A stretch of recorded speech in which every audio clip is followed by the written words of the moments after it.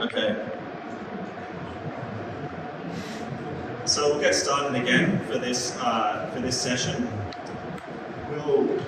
What I'll do is there are two sections remaining, but I'm going to combine them now and do them all now, so that we have a lot of time at the end for discussion and questions, and so that we can take some insights that are relevant for the Korean reforms that you're considering. So this session is about risk management. So what Oliver has taken us through this morning has been about how important it is to get dispatch right and to ensure that the outcomes that are coming from the dispatch engine are consistent with the underlying physical system. And if you can get that market design right, you should get better outcomes. We heard that as well from Energy Exemplar yesterday. The better you can represent the underlying physical system, the more efficient the outcomes you'll hopefully get. But as Oliver talked about, this can lead to a very high degree of price volatility in the market. We saw that the prices can vary from minus $1,000 to $15,000 per megawatt hour in the NEM. This creates a lot of risks for participants. It's a big, if Korea goes down the path of implementing price-based bidding, that's a new risk that participants will have to deal with. And this section that we're talking about today will go through some of the ways that participants can manage those new risks. As with the earlier sessions, please ask questions. We really appreciate the questions. We think it's really helpful to have that interactive engagement. So there are a number of different risks, and there's a number of different risks that you already face with your current market. Some of the risks that we're going to focus about today are going to center on the spot price risk. So how can you manage the volatile changes in the spot price? This is a risk for the generators and retailers have to face. Volume risk. How can retailers manage the risk of their end customers' load? For generators, how can they manage the risk of one of their units of a forced outage, of an unplanned outage? And transmission congestion risk, which you're very already quite familiar with in Korea in recent years. Today we'll talk about a couple of instruments that can be used to manage transmission congestion risk, and that will be for both zonal risk, so for differences in prices occurring between regions, and also intra-regional risk. So within a zone, different ways that you can manage some of the risks that occur within the zone itself as well. There are a number of other sources of risks that I've listed here. We won't have time to go through all of these today, but we are very happy to discuss these later on today when we have the one-on-one sessions with you in person. So let's get into it. Firstly, I thought I'd just give some quick background on attitudes towards risk, because this is kind of the economics that lies behind risk management. So we think of participants as having one of three different types of risk preferences. Risk aversion. This is when participants or economic agents in general prefer outcomes with low uncertainty. So that means that their utility function, if you like, is concave on the right. So if we think of W as being wealth or profit, and if we think of the vertical axis here as being the utility of wealth, or the satisfaction of wealth, most participants have this kind of shape. They prefer less risk to more risk. And that's why we see all of the different insurance products out there that participants buy. And this kind of underlies, this economic rationale underlies a lot of what we're going to talk about today. So risk neutral is where participants only care about expected value, and risk seeking, you don't really see this in practice, certainly not in energy markets. That's where participants might prefer outcomes with greater uncertainty, but that's more of a just theoretical concept. Generally, we're talking about this. So, if it's the case that participants are risk averse and they prefer outcomes with greater certainty, what can they do about that? Well, the first thing that a participant, whether it's a generator or a retailer, when they're thinking about their risk, there's a lot of different ways that they can think about risk. One of the common ways that you will already be familiar with is the concept of value at risk. And you can think of value at risk as being, if this is the distribution of your gain or loss, or your distribution of profit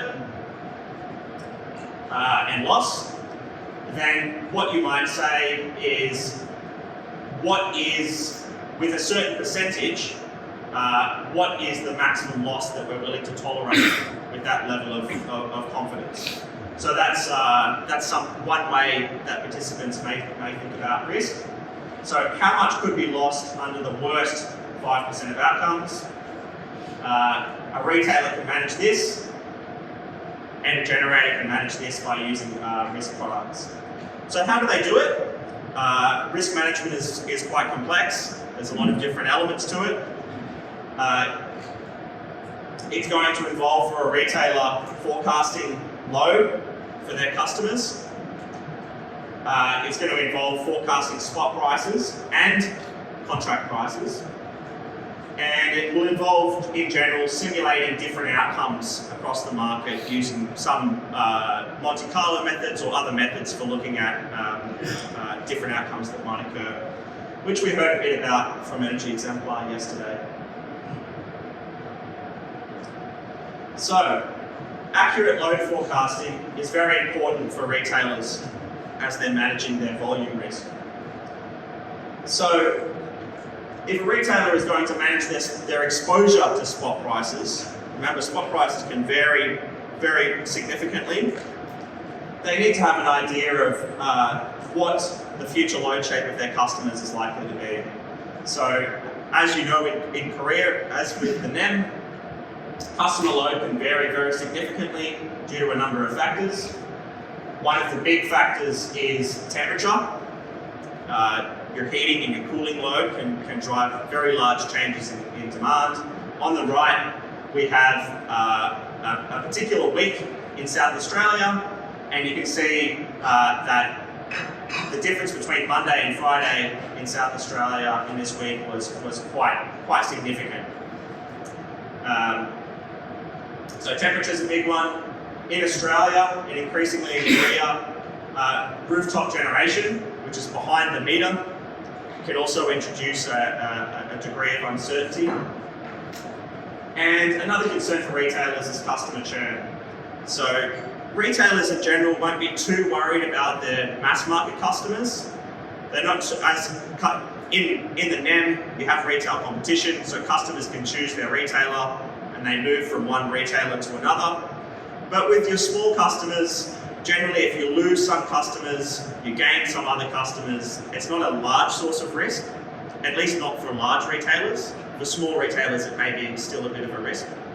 But what they're really concerned about are the large customers, because if you have a really large industrial customer, they can create quite a large difference to the load in your book. One of the other things that increases that amplifies these two risks, amplifies the temperature risk, is that most customers are on fixed price contracts. So they just consume electricity whenever they like. Residential customers don't care about what the spot price is. They don't care if it's $15,000 a megawatt hour because they don't face that price. So the demand is quite inelastic for most customers. Oliver spoke earlier about some larger customers.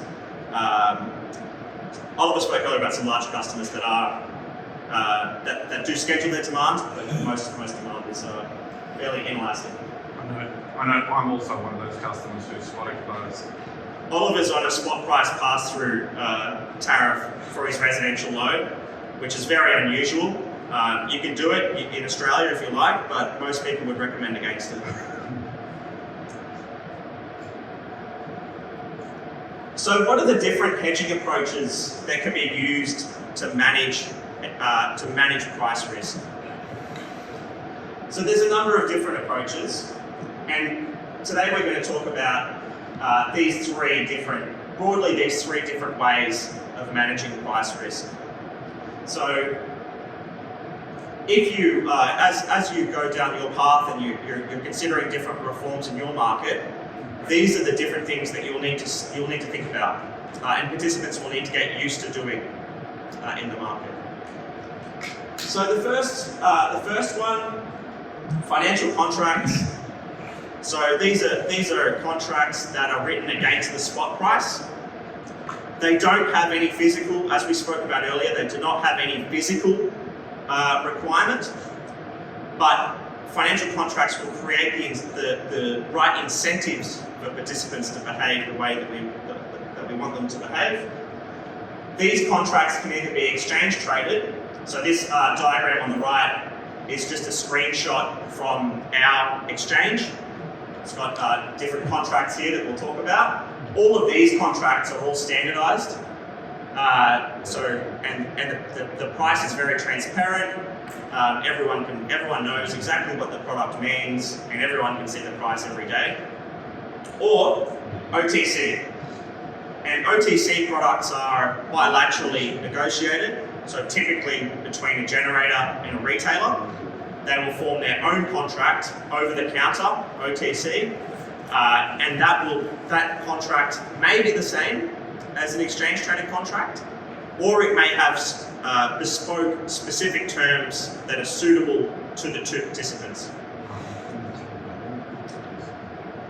The second way that participants can manage their risk is through vertical integration. So this is where you'll have a retailer and a generator are the same company, and that allows them to have a natural hedge within their business.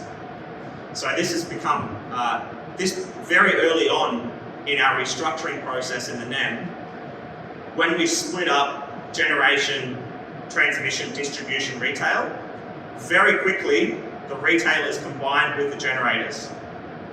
So, and that's one way of managing risk. It's good for the vertically integrated retailer generator, but it does pose problems for new entrants that might want to come into the market. Because if all the generators are vertically integrated with load, they don't have an incentive to sell as many contracts. So if you're a new entrant that wants to come into the retail market, it can be very hard for you to find products to allow you to manage your risk. So in a lot of markets that have restructured, there is often separation imposed or limits imposed on generators and retailers in how much they're allowed to integrate with one another. The third way, which I think will become more and more common over time as we move to in Australia, as we move to a system that's more and more weather dependent, is more and more sharing of price risk with the end customer. So exposing the end customer to spot prices or to time varying prices, similar to my boss, what he's choosing to do. So I think not to this extreme, but things like this will become more common over time as well. So they're broadly the three ways that we're going to discuss in this session. So participants will typically have two books that they talk about. They'll have a hedge book, and for managing their risk, managing their exposure to spot prices, given their generation or given their load. And they'll have a trading book as well, typically to try and increase their profits, to speculate. So the size, the approach that any particular retailer takes with how conservative they are with their hedge book and how opportunistic they are with their trade book will depend upon their risk preferences. It will depend if they're more or less aggressive.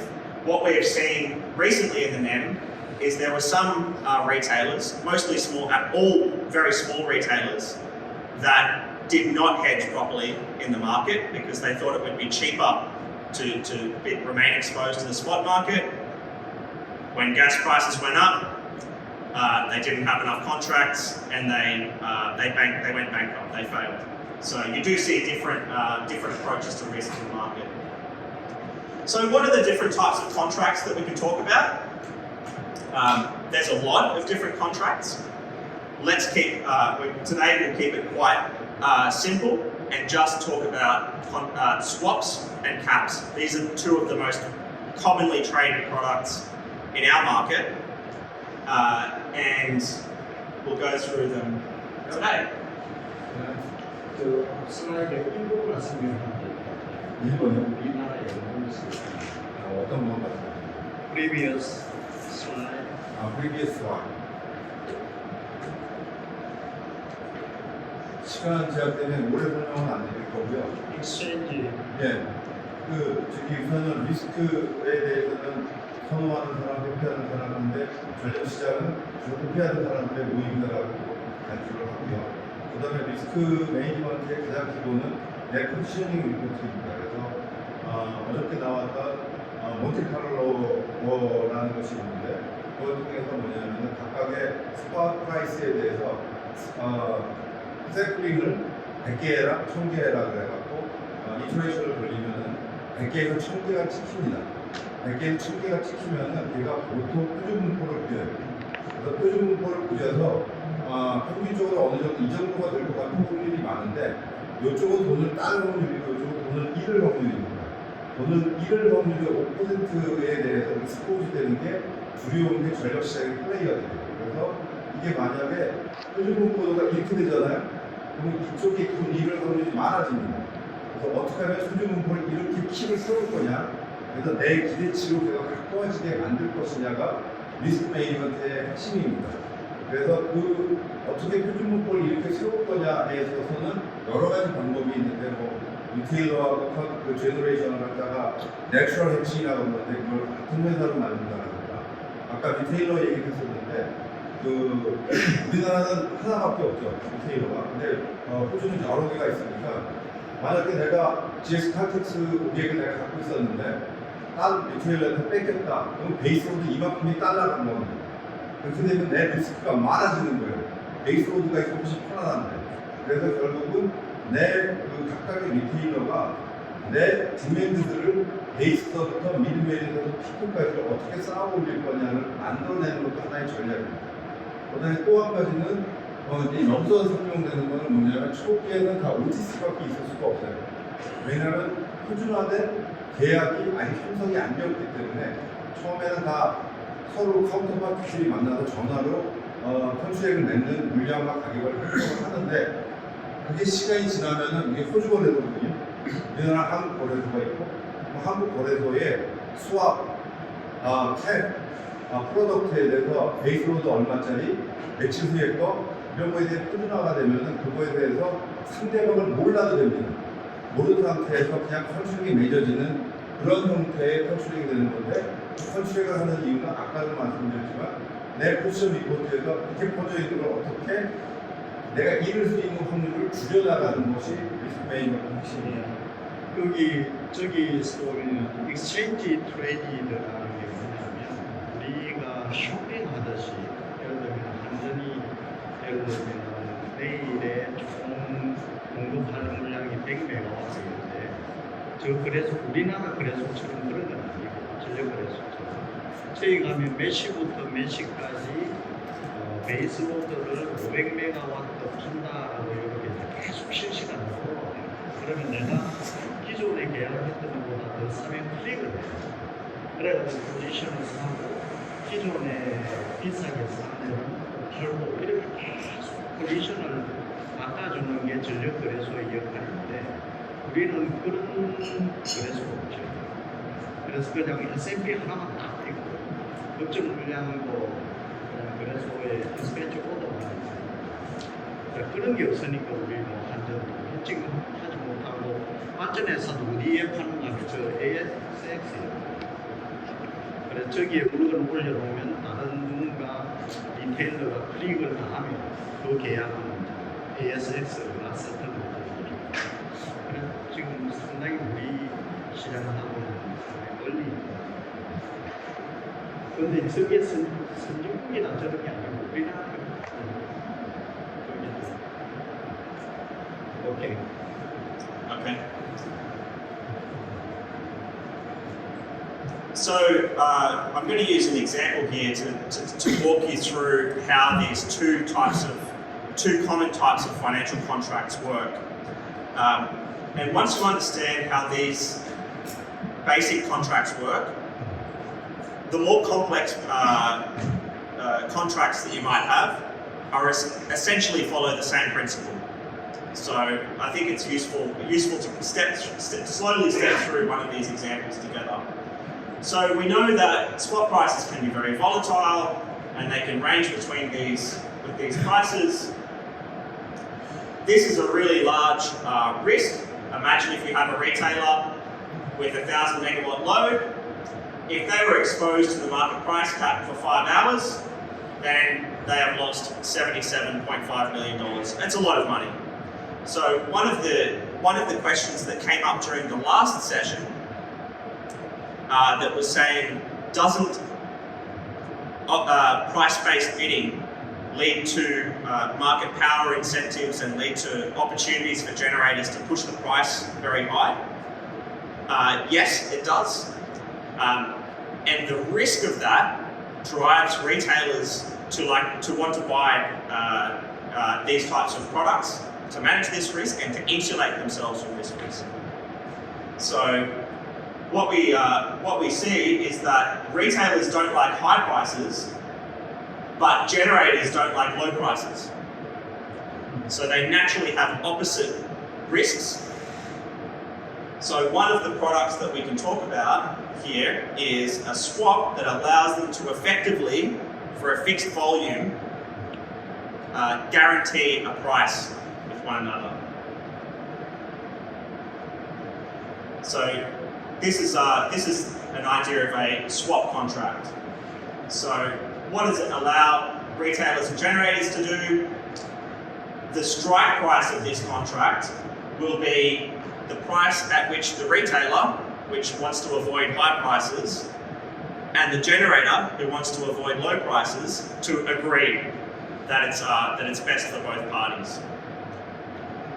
So the way that it works is a swap is a very basic contract, a contract for difference that is just equal to 1 megawatt over an entire quarter, or perhaps over an entire year. And what it says is that for 1 megawatt of load, they agree on a particular price, the strike price, let's say it's $50, and whenever the actual price is below the strike price, then the buyer of the swap pays the seller. So if the actual price is less than the strike price, the retailer will pay the generator. Or when the actual price is greater than the strike price, when the prices are high, the generator will pay the difference to the retailer. So you can see that explained here, and that means for that volume, for that 1 megawatt over the course of a quarter, every hour that there's a difference from the spot price and this fixed price, one party makes a payment to the other party, and that's how it works. As we've spoken about a lot today, it's purely financial. A generator has no physical obligation to generate, but as we will see, they have a very strong incentive to generate. Here we know buyers and sellers can also speculate, and we do see some of that in the market, and that can actually be useful in the market because it can provide the contract market liquidity.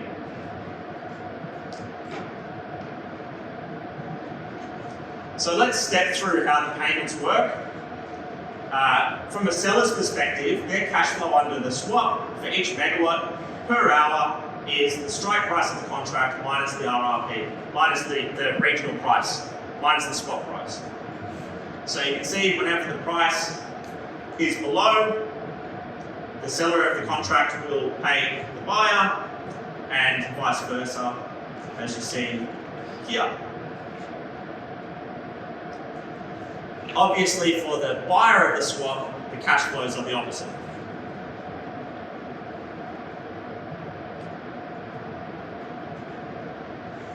So there's this concept of whether a contract is in the money or out of the money, which you'll be familiar with if you've ever studied finance.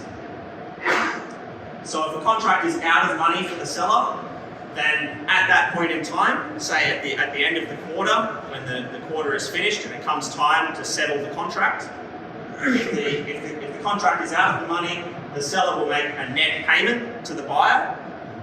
So it'll just add up all the pluses and minuses over the quarter. The net amount is paid to the buyer. If it's break even, that means that the payments out, the payments in are exactly offsetting, so that at the end of the quarter, there's zero transaction between the two parties. Or if in the money for the seller, the net amount will be transferred to the seller. So you don't have, these transfers don't occur every hour, they just occur once at the end of the quarter. And this is, if you have a liquid exchange market that shows the prices of the swaps, like we see on the right-hand side here, Oliver and I refresh this page about 10 times a day because this is telling you, for all these different quarters, what the market's expectation is for what the future price will be, what the average price will be for that quarter. And it's very useful information because if you see big movements in these prices, these movements, I think I can't quite see the numbers, these movements are quite small. Last year, we were seeing movements of $10 or $20 per day, and it was very alarming because if you see movements like that, it means that something is fundamentally going wrong with your system. So that's one of the other benefits of contracts, especially exchange traded contracts, which have the prices publicly displayed, is it allows everyone in the market to see what the collective expectation of everyone is. And if you see big movements, it can be alarming, and it's quite useful information there.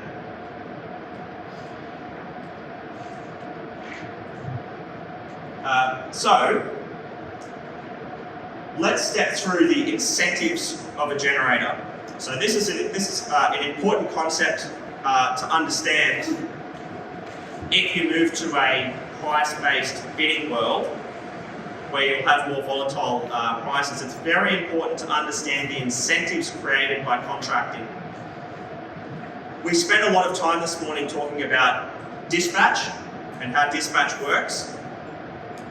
Sometimes people become too focused on dispatch because although dispatch drives all of the outcomes and drives all of the outcomes in these contracts we're talking about, the contract market itself changes the incentives for how generators bid in the spot market. And it's quite, if you have a good, healthy contract market, that's good for consumers. And that's good for retailers and therefore good for consumers. So why is it good for consumers? Well, let's step through this example here and look at what the incentives are for a generator when they have sold a swap. So for our example, let's just say we're talking about 1 hour, 1 megawatt swap, a strike price of $50. And let's say the SRMC of this generator, it's a coal generator, it's got very low costs, its short run marginal cost is 4 cents per kilowatt hour or $40 per megawatt hour. Let's step through what the incentives are for this generator. So here on this axis, this is the profit or loss in that hour. And all that the generator needs to do is make a decision of whether they generate or don't generate. Let's look at what the different outcomes are for when the spot price is $20, when the spot price is $40, when the spot price is $50, and when the spot price is $100. They just have a decision off, on. So, to begin with, let's say the spot price is $20. In this case, if the generator remains off and does not generate, they will make a profit of $30 because they don't generate. They have to pay out. They receive a payment of $50, but they make a difference payment of $20. So they would be better off not, in this instance, not generating because the regional price is less than the short-run marginal cost. If they were to generate, so in other words, they're better off just buying from the pool to settle the contract. If they did generate, they would only make, they would incur the short-run marginal cost of $40 and they would receive $50. So they're better off not generating. What about if the price is $40 at their short-run marginal cost? If they're at their short-run marginal cost, they're indifferent between generating or not generating, because whether they incur the short-run marginal cost of $40 or whether they don't generate and just pay the pool price of $40, the outcome is the same. And then if the price is above the short-run marginal cost, then they are better off generating because their profit will be higher than if they don't generate. And similarly, when the price is $100, they're better off generating because their profit will be much higher than if they don't generate. So what we see is when a generator has sold their output, then it is in their interest to generate whenever the spot price is equal to or greater than their marginal cost, and they will not generate when the price is below their marginal cost. So that's consistent with what we see if they were not contracted. You've got compatible incentives there if they're generated or not. And the important thing is that because once the price gets to short-run marginal cost or above short-run marginal cost, no matter what the spot price is, their profit is the same because they've sold their capacity under the fixed price. So this reduces the market power issue. If generators are contracted for their capacity, for the amount of capacity that they've contracted for, they don't have an incentive to push the price above the strike price. So that's good for consumers. So because of this, policymakers will often try to force contracting on generators. They'll often try to force generators to contract more, force retailers to contract more with generators, and try to create these pro-competitive incentives. So that's a swap. Did you want me to swap there? Stop there? Yeah. Or keep going? 자, 이제 여기까지 수업했고요. 이게 다음에 간단할 거거든요. CFP야. 그냥 갈까요? 네. Let's go. Let's go. I'll do a cap and then we can talk. So the other type of contract is a cap contract. So what happens with a cap contract is a call contract that usually has a high strike price. For the exchange traded caps, the strike price is $300, but on OTC, for OTC contracts, the cap price can be anything. It can be whatever price the two parties agree. The lower the strike price, the higher the premium for the cap. The higher the strike price, the cheaper the price of the cap. And what the cap does is it's just a one-way payment. With the swap, it's a CFD, it's a two-way payment. With a cap, it's just a one-way payment. So what it means is the seller of a cap, which will usually be a very fast generator, like a peaking gas generator, or maybe a battery, or a hydro generator, that's able to respond very quickly to high price events, they will typically be the parties that sell caps because they're not limited by their ramp rates. They're able to adjust their output on very quick call times to defend against the high prices. So what they will do is whenever the spot price goes above this, the seller of the cap, the gas peaker, will make a payment of the difference to the retailer. So nothing happens most of the time, but when you have these price spikes, they'll make those difference payments. So what that allows the gas generator to do, or the hydro generator to do, is to get upfront some revenue certainty that is equal in expectation. It's equal to what they expect, all of their expectation of the high price events. If they add them all up in expectation, that would be the price that they receive up front for the cap payment.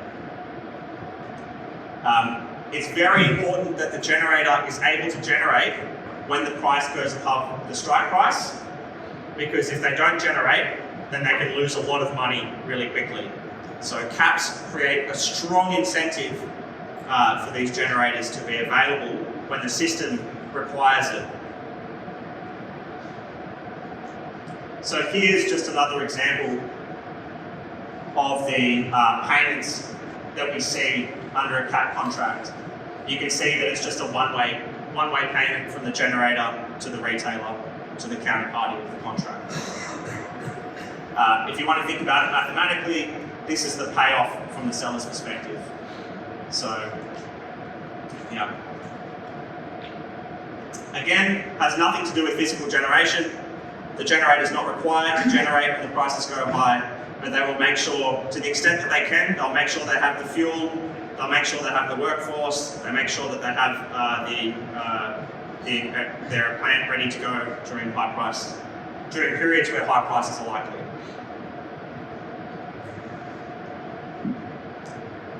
So they're the two common types of products.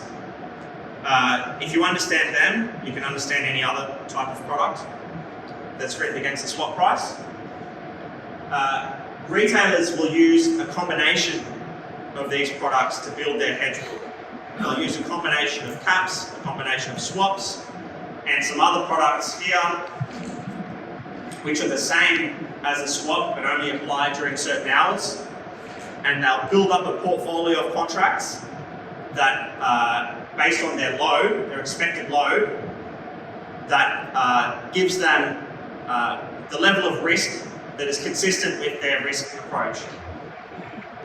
So what they will typically do, and this diagram's a little bit old because the profile that we see in Australia now is more of a duck curve where demand is quite low in the middle of the day and high at the end of the day. So the diagram's a little bit old, but we'll use it anyway as an example.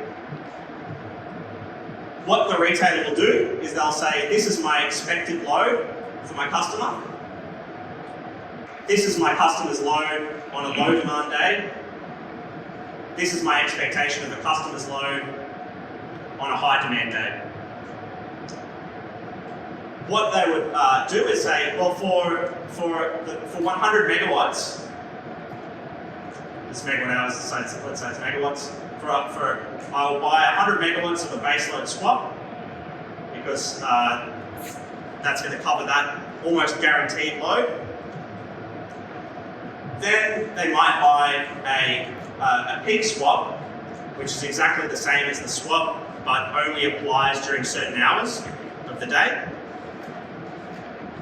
Then they'll buy a flat cap, and that's to cover them for periods when demand might be high on a really hot day, when the prices could go high, or a very cold day. And then they may have a peak cap as well. And then they have this portfolio of contracts that together reduces their exposure to spot price risks. They can still lose money if their demand profile is higher than expected, or if it was much higher than expected, they can still lose money. But they'll try to, consistent with their risk approach, purchase a portfolio of contracts to minimise their risk. Go ahead. Okay, so we know that retailers buy these portfolio of contracts. What we see, though, in Australia, and this is consistent across all of the markets that have restructured their electricity markets and have contestable retail markets with different retailers competing for customers, what we have found is that retailers are generally not willing to buy contracts very far in advance. They usually wait until the last year or the last 2 years to buy most of the contracts to cover their load. So this can make sense from the retailer's perspective because they don't necessarily know how many customers they will have. They don't know what the shape of their customers' demand will be in 2 years, in 3 or 4 or 5 years' time. So what we typically see is that this is just a stylized picture. These numbers aren't correct, but it's a stylized picture showing it 2 years out. They've perhaps contracted 10% of their load, and then at 1 year out, 30% of their load, and then just before the actual quarter, they'll cover 100% of their load. Maybe a bit more, maybe a bit less. But this is what we typically see. We see it in Australia. You see it in the UK, which has a very similar market to Australia. You see it in Texas, in ERCOT, and you see it in different markets around the world where you have contestable retail. This is actually, I'll talk about this a little bit later. This is actually a big problem that we face in markets with contestable retail. The contract market, one of the functions of the contract market, as Oliver was explaining earlier, is to translate these volatile spot prices into an investable signal for generators to enter the market and build a generator. But what we see is if the contract market is only liquid for 2 years out, a new entrant generator that comes to the market and wants to build a new gas plant, for example, cannot get the revenue certainty from a 2-year contract. They need a 10-year contract. So this is actually a big challenge in contestable retail markets. And it's why a lot of the new generation that we have seen, a lot of the new thermal generation that we have seen in the market in the last 20 years has been built by vertically integrated retailers or has been built with government support. Very limited cases of people that have got a case up for a generator on short-term contracts. So that's something that needs to be thought about.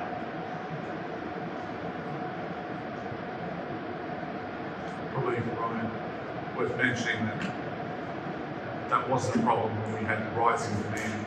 That's only been a problem now that we have declining demand. Oliver has just raised a really important point.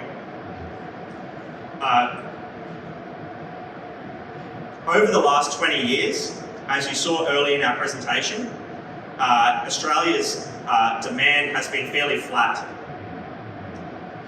That's very different from what you're seeing in Korea. As we saw, you have an extra 50 terawatt hours every year that you need to meet. When you have a growing demand, generators are willing to build generation because they know that they're going to get a good price. Even if the contracts are not long-lived, demand is going up year after year after year, they know that they'll be able to get a contract. Whereas in Australia, we have relatively flat demand. So that's a very important distinction between our two different markets. So as I mentioned, contracts can be traded in two different ways. They can be traded on exchange or over the counter. And I just wanted to show this. I have noticed in some of these charts, I should have checked this before I set this to you, so I'll get a corrected version to send to you. what we see here is the breakdown of contracts that are traded over the counter and the contracts that are traded on exchange. And what this would see, if I had generated the presentation properly, is that most of the contracts are traded on exchange and a smaller proportion of the contracts are traded bilaterally over the counter. We don't have perfect information on these OTC contracts. It's based on surveys. So we have a body that goes out and surveys participants and says how many over-the-counter contracts have you traded. So this is perhaps an underestimation of OTC contracts, but it covers most of the large participants, so it's probably most of the OTC contracts. But in any case, we see that most of the contracts are traded on exchange. And if you look at the amount of turnover that occurs, if this axis was here, you would see that this is about 1,000 terawatt hours, that should be. So what that's saying is, for a given year, each unit of electricity that's ultimately consumed, around 200 terawatt hours in the NEM, that's already been traded 5 times, backwards and forwards, between usually retailers and generators. So you have a lot of trading that's occurring in the market as people adjust their positions backwards and forwards. So it's quite a liquid market, but just quite a short market.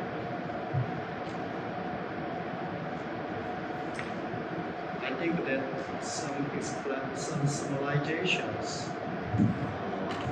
Yeah. 아니면 안 할 것 같습니다. 아니죠.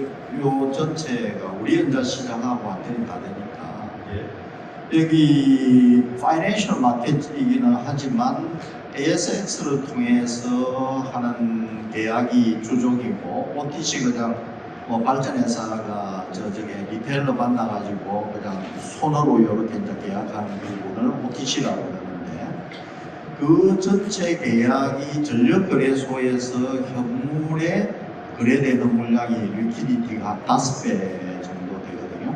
이렇게 5배를 가지고 있어도 작년에 2022년 호주 시장에서 리테일러들이 막 망했어요. 이게 없었다면 그 망하는 숫자가 훨씬 더 많았겠죠. 그런데 우리 시장 같은 경우에는 이 시장이 전혀 없어요. 사실 제로예요. ASX도 우리가 이야기하는 거래소는 사실은 개통 운용을 하는 기관이고 이런 파이낸셜 컨트랙을 하는 기관은 아니거든요. 우리 전력거래소는 엄격한 의미에서 개통 운용을 하는 기관이기 때문에 이게 없는 상태에서 요번에는 한전의 폭망으로 이렇게 됐는데 가격이 떨어지면 또 발전회사의 폭망으로 이렇게 이제 이루어집니다. 계약이 없으면. 그래서 어떻게 하면 이런 계약을 OTC부터 시작을 하고 OTC부터 시작을 한다는 이야기는 어차피 시글 바이어니까 한전과 발전회사들이 만나가지고 장기 계약을 서류 베이스로 하고 그 다음에 호프풀리 희망하기는 하는데 이 기재부가 됐든 어디가 됐든 정말 이러한 파이낸셜 프로덕트를 거래할 수 있는 전력거래소를 외부에 만들어가지고 거래가 돼야만 앞으로 이렇게 우리가 천수답 전력정책을 하지 않습니다. 한 번은 2022년 한전의 폭망, 좀 이따 가스 가격 떨어지잖아요. 그럼 또 발전회사 폭망, 이게 계속 반복적으로 이루어지지 않도록 하기 위해서는 상당히 우리 시장 참여자들이 많이 알아야 되고 또 이런 목소리를 같이 내야 됩니다. 이거는 현재 전력거래소의 기능하고는 완전히 다른 기능이다 라는 말씀을 드리고 싶어가지고 마이크를 좀 잡았어요. 오케이. 친구들 얘기는 프라이스 비딩 시스템으로 가는 순간 컨트랙 마켓에 대한 열망들이 높아질 거라고. 네. 저게 없으면 에브리바디 다 죽고요. 그럼 프라이스 비딩을 안 하기만 못하는 사람들이 나타날 수 있어요. 근데 이제 이걸 우리 규제자라든지 정부라든지 이걸 알아야 되는데 정확하게 잘 모르죠. 그게 이제 가장 큰 그렇죠.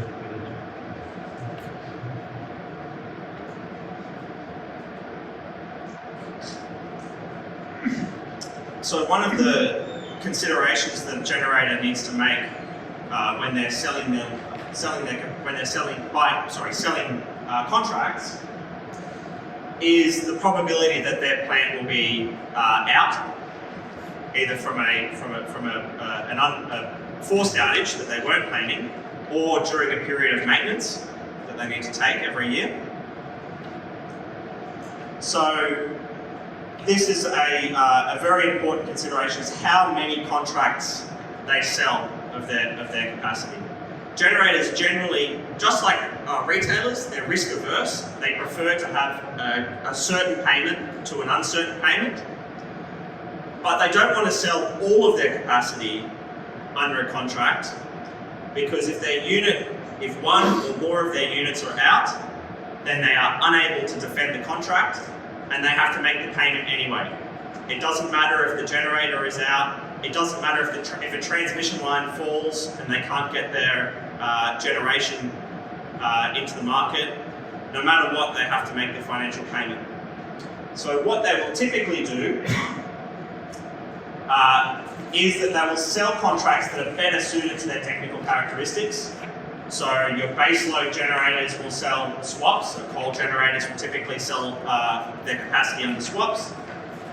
Faster generators will sell caps. And to account for outages that create a volume risk for these generators, they will often adopt a strategy where they don't contract their whole capacity. So they may have an N-1 strategy or an N-2 strategy where they sell forward their capacity for all but one unit.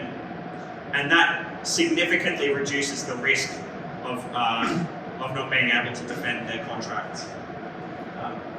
Despite this, we still do see some occasions where things go very wrong. So last year, when gas prices were extremely high, there were a number of other things occurring at the same time in Australia. So we had a lot of flooding during that period as well, and that meant that the coal mine, which supplies the lawn, this generator owned by Energy Australia, was unable to generate, and they had sold their capacity they had sold swaps of their generation capacity. They were unable to generate. Swap prices were extremely high because of the high gas prices, and they lost $1 billion Australian dollars over that 5 months period. So there still are risks there that generators are unable to control. The retailer on the money, $1 billion. Exactly. The retailer on the other side of this would have been very happy, except that their customers are on a fixed price contract as well. So no one made any money. Only the gas producer made money. So one of the things that happened, which was very interesting in the market over this period, was that retailers who held contracts were telling their customers, leave us, go away, because the contracts were worth so much money that they just wanted to sell the contracts and forget about their customers. So a very bad outcome from a market perspective, but it shows how important contracts are to everything that people do.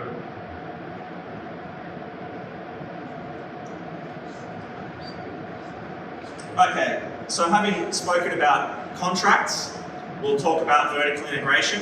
This is something that Koreans are very familiar with. And it's what we saw in the NEM right after restructuring. It was the first thing that happened. It's all the generators and the load integrated with each other. Oliver was involved in one of the mergers that occurred at that time. One of the major mergers that occurred at that time, and by integrating the retail load with the generation, that creates a natural hedge between the parties, and that's been a common risk management strategy since the beginning of the NEM, where large retailers will try to build generation that meets their load profile of their customers. So this may be, for some retailers and generators, this may be a profitable strategy to take. It may even be an efficient strategy to take, but it creates market power risks as well. So if the market is dominated by a few generators that are vertically integrated, there may not be enough contract market liquidity for new entrant retailers to come into the market. There may not be enough demand for a new entrant generator to come into the market. So this is one of the debates that has come up over and over again in Australia and in other markets that have undergone the same restructuring, is to what degree do we allow vertical integration in the markets? And it's an argument about, well, what's the efficiency gain versus what's the market power risks? So there's some truth somewhere in the middle, and each market needs to work out what are the rules that they put in place to stop this from happening to too high of a degree.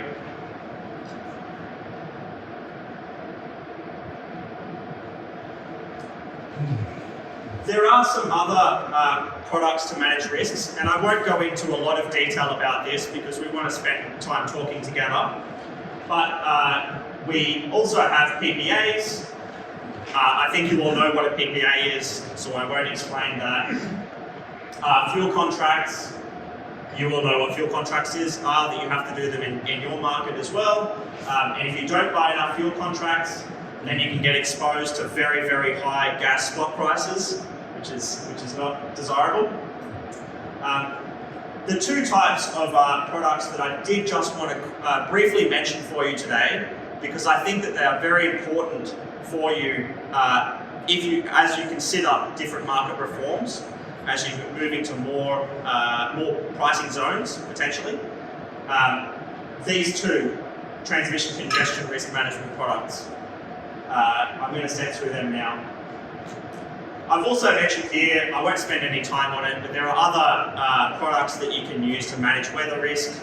These are becoming more important in Australia as we have more and more weather-dependent generation as well. So let's talk about these two forms of managing transmission congestion risk. First, we'll talk about, well, I think actually we're going to talk, let's have a look. So the first one is looking at inter-regional, so between different states, these risks.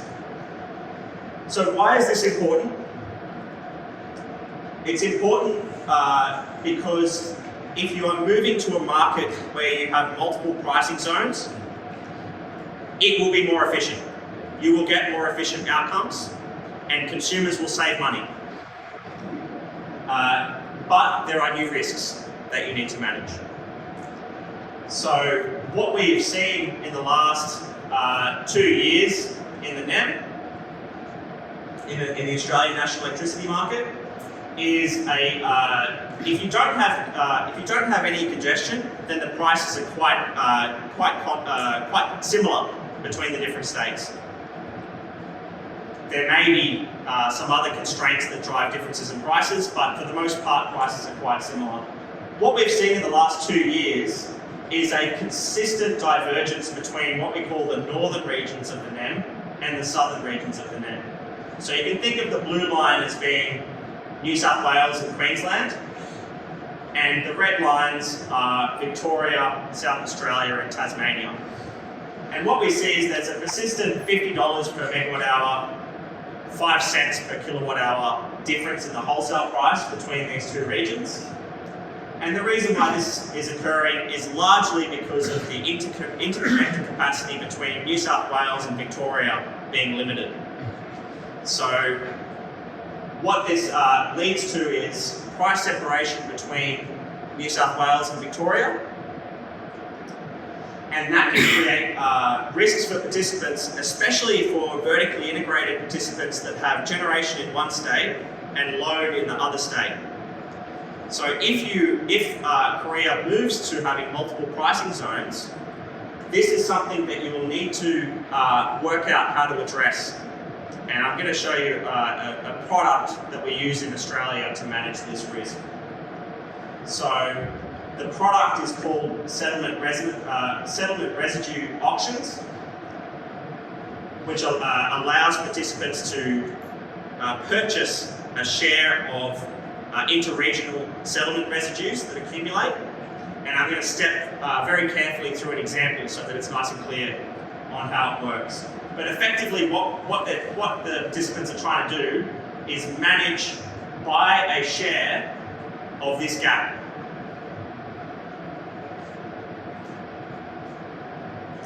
So let's go through an example.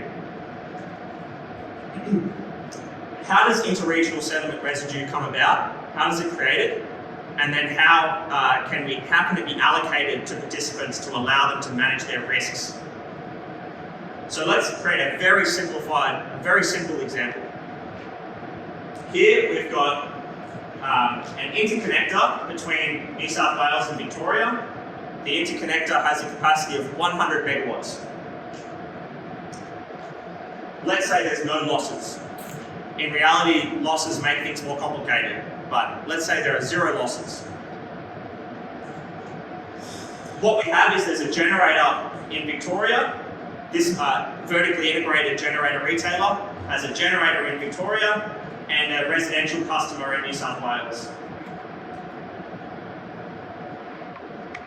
So what is going to occur in this example is the interconnector is binding with 100 megawatts of flow from Victoria to New South Wales. So this creates some price separation. So the price in Victoria is $50 per megawatt hour. The price in New South Wales is higher because the interconnector is at its limit. So in New South Wales, that leads to a higher cost generator being dispatched at $100. So there's $50 per megawatt hour difference between the two regions. So what happens? How does this work? Well, the generator is going to receive its regional price of $50, but its customers are the retailing arm has to pay $100 per megawatt hour. So it leads to an imbalance, because if you think of what the market operator needs to do, or in effect, what the market operator is doing is it's buying 100 megawatt hours in Victoria for $50. So that it's buying $5,000 worth of energy in Victoria, and it's selling 100 megawatt, or over an hour, 100 megawatt hours into New South Wales for $100, which is creates revenue of $10,000. So we have interregional settlement residue of $5,000. So AEMO has $5,000 more after dispatch.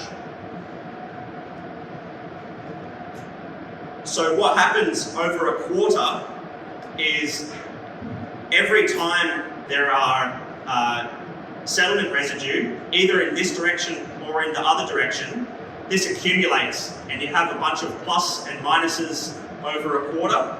And at the end of the quarter, you have one number, and that number is the net interregional settlement residue of money that the market operator has left over. So they need to do something with that money. There are different ways, different markets can do different things. Perhaps the money is used to offset transmission costs, or what you can do if you want to facilitate risk management for market participants is you can have auctions for this interregional settlement residue. So our participant that has a generator in Victoria and a customer in New South Wales can purchase in an auction a share of the interregional settlement residue for the periods ahead. And these are usually they're sold 12 times.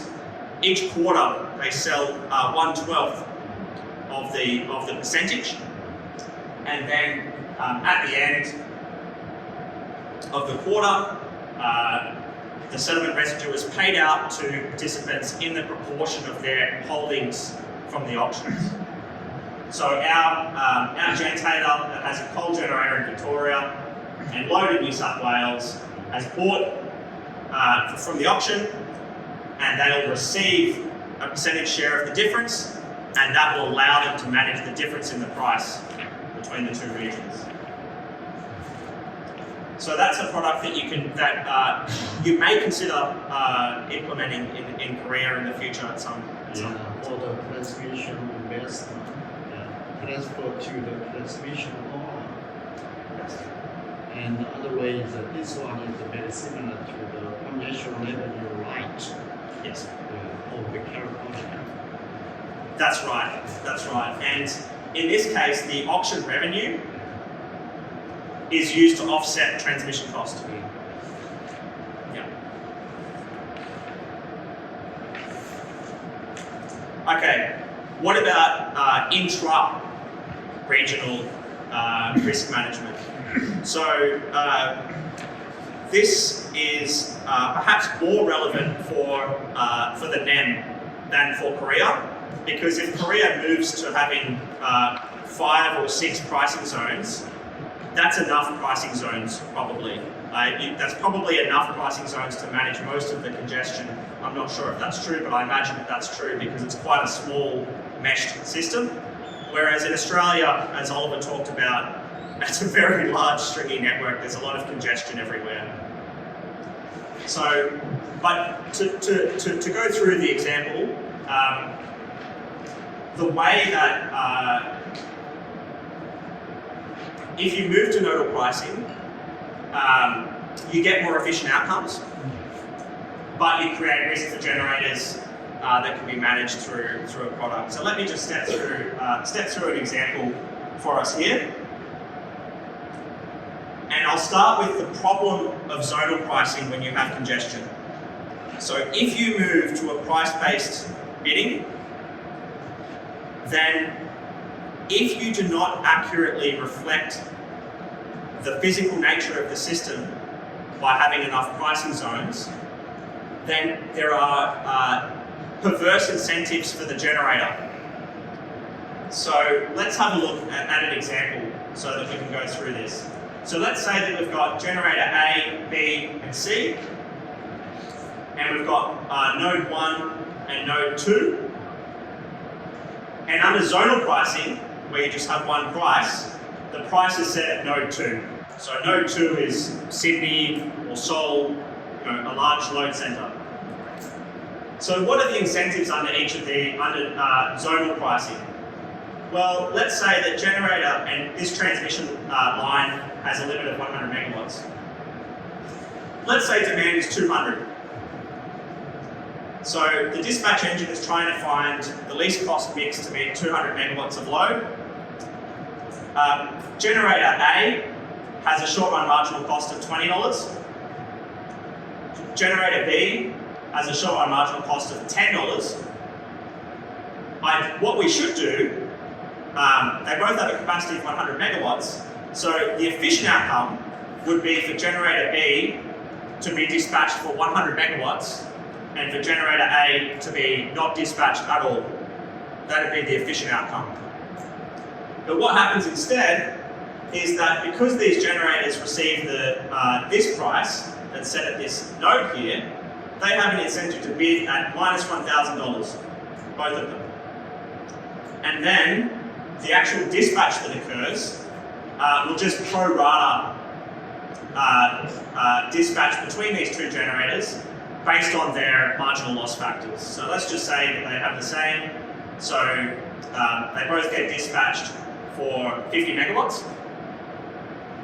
And that's obviously an inefficient outcome because this generator has a greater short-run marginal cost.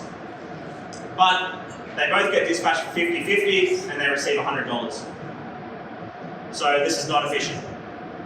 and it leads to very perverse bidding incentives. If we introduce nodal pricing, then each generator will receive their local price. So, generator C here, it's the same as before. They'll be dispatched and they'll receive $100. But because there's congestion on this transmission line here, then these two generators are going to receive node 1 price. So this generator bids at $10, their SRMC. This generator bids at their SRMC, $20. And then this generator is fully dispatched, and this generator isn't dispatched at all. So that is a more efficient outcome, but it creates a risk for generator B, because in the event of, even though it's efficient for them to be dispatched, in the event of transmission congestion, they're only receiving the lower price. So what generator B will do is they can purchase financial transmission rights for their capacity, say 100 megawatts, or maybe they'll buy less, depends on their strategy. And if they hold those financial transmission rights, for that capacity, they receive the difference between the nodal price, 100, and their local price, 10. So that's a way for them to manage that risk. And in an ideal market, there aren't many markets that work like this, but in an ideal market, the purchase of those financial transmission rights will also guide investment in transmission. In practice, transmission is usually planned very differently, but in theory, it's the price of the financial transmission rights gives you an idea about the degree of congestion in that area.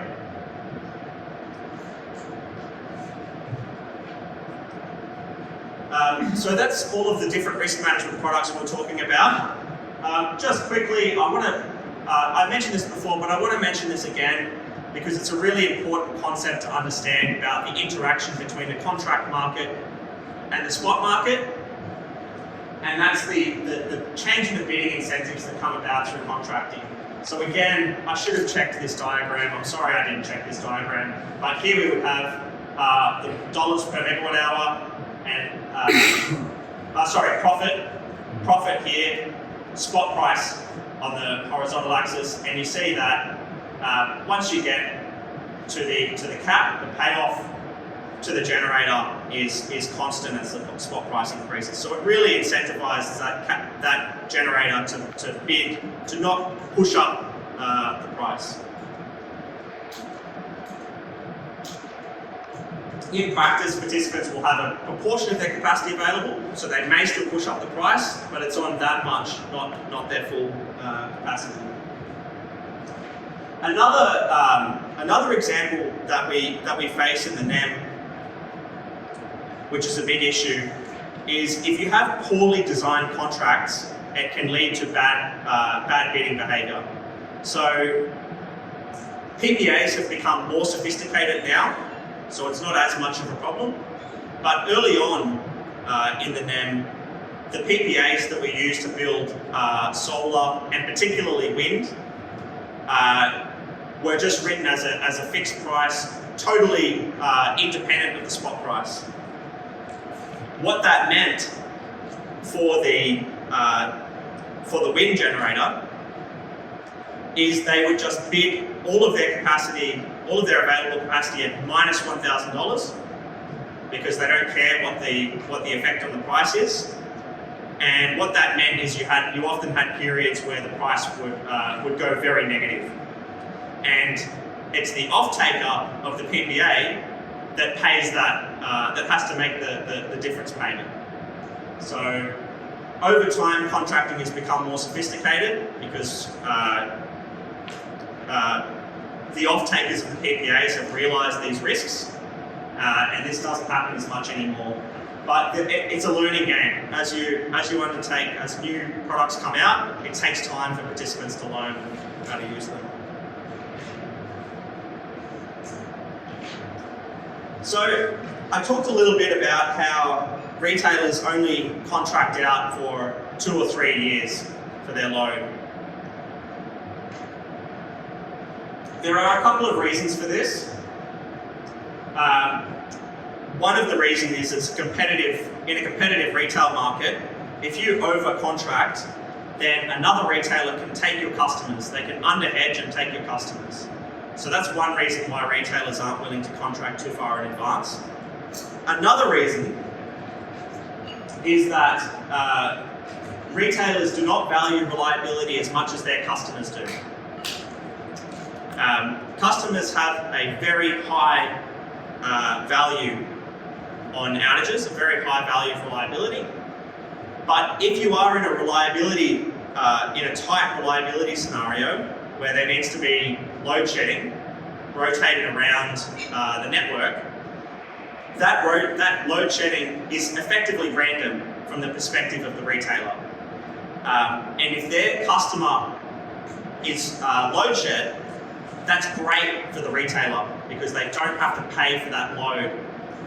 And the price of that load will be at the market price cap, and they don't have to pay for that load if that customer is shed. So what that means is, at the margin, the retailer is not incentivized to fully contract their customer's load. So as a consequence, in a lot of markets, like in Australia and the UK, and this is also being considered in ERCOT in Texas, is governments will often place an obligation on retailers to purchase contracts to cover their full load. This doesn't, and then this isn't done in Australia, but another thing that, that governments should consider doing is not only forcing retailers to cover their customers' load for the next 1 or 2 years, but for longer, a percentage for a longer time horizon as well. Because that's longer term contracts, especially in a market like Australia with flat demand, is what will get new generation built to replace the generation that's leaving the market. Alternatively, most markets around the world have some form of capacity market or capacity payment in addition to the spot market. In Australia, we don't have any capacity market. We've considered it though.